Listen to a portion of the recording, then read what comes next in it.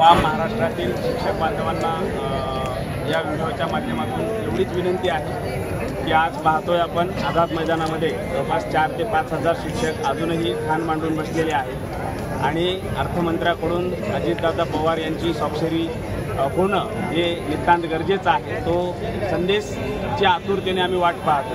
दुसरी महत्त्वाची बाब अशी आहे की येणाऱ्या काळात कधी कॅबिनेट होईल हे अजूनही जरी डिक्लेअर झालं नसेल तर महाराष्ट्रातल्या सगळ्या शिक्षकांना विनंती आहे की आज संख्येमुळे बऱ्याचशा गोष्टी मंत्रालयामध्ये सकारात्मक घडलेल्या आहेत। आपल्याला जर निर्णय घ्यायचा असेल तर उद्यापासूनची जी संख्या आहे फक्त कॅबिनेटला म्हणून कृपा करून येऊ नका।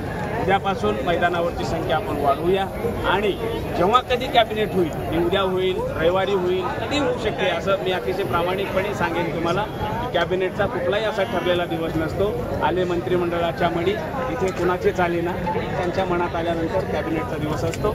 मैदानावरची संख्या हीच कॅबिनेट ठरवणारी तारीख ठरू शकते। म्हणून सगळ्यांना तमाम शिक्षकांना आज या अंधाऱ्या रात्रीमधून एवढीच विनंती आहे की आपल्या आयुष्यात जर हा अंधार नको असेल, विना अनुदानितचा, अघोषितचा, टप्पावाढीचा आणि पूर्ण अगदी प्रचलितचा प्रकाश आपल्या आयुष्यामध्ये पाहिजे असेल तर हे आझाद मैदान साक्षी आहे। आझाद मैदानाची माती साक्षी आहे की कृपा करून सगळ्यांनीच मोठ्या संख्येने मुंबईकडे कूच करावी। महाराष्ट्रातील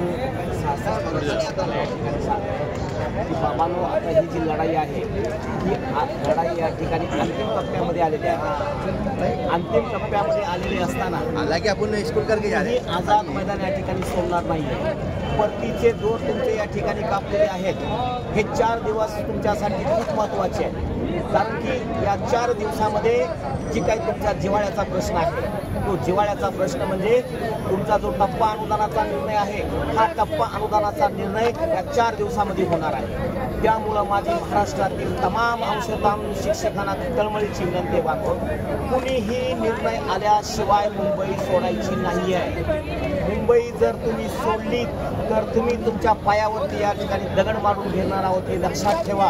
त्यामुळं पुनश्च एकदा तुम्हाला तळमळीची विनंती करतो, कुणीही आझाद मैदान सोडू नका। बांधवांनो, 65,000 शिक्षकांना नम्र विनंती करतोय की आता सद्यस्थितीमध्ये आम्ही क्रांतिकारी आझाद मैदानावरती ठाण मांडून बसलेले आहेत। आताचे 7:15 वाजलेले आहेत। आजची डोकी ही निर्णायक ठरलेली आहेत। तसे एक सकारात्मक बाबी आमच्या समोर आलेल्या नाहीयेत, परंतु शिक्षक समन्वय संघाच्या मावळ्यांनी अशी एक सकारात्मक भूमिका घेतलेली आहे।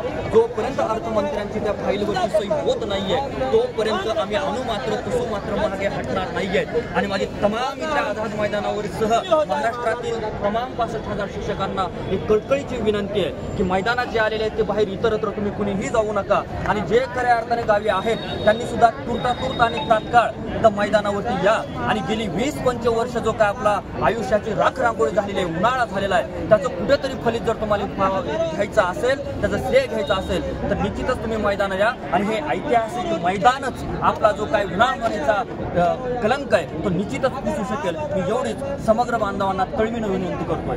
अनुदान आमच्या हक्काचं नाही कुणाच्या बापाचं, अनुदान आमच्या हक्काचं नाही कुणाच्या बापाचं। अरे कोण म्हणते देत नाही, घेतल्याशिवाय राहत नाही, कोण म्हणते देत नाही, घेतल्याशिवाय राहत नाही। शिक्षक समन्वय संघाचा, शिक्षक समन्वय संघाचा 100% अनुदान, 100% अनुदान, 100% अनुदान, शिक्षक समन्वय संघाचा, शिक्षक समन्वय संघाचा, शिक्षक एकजुटीचा, शिक्षक एकजुटीचा।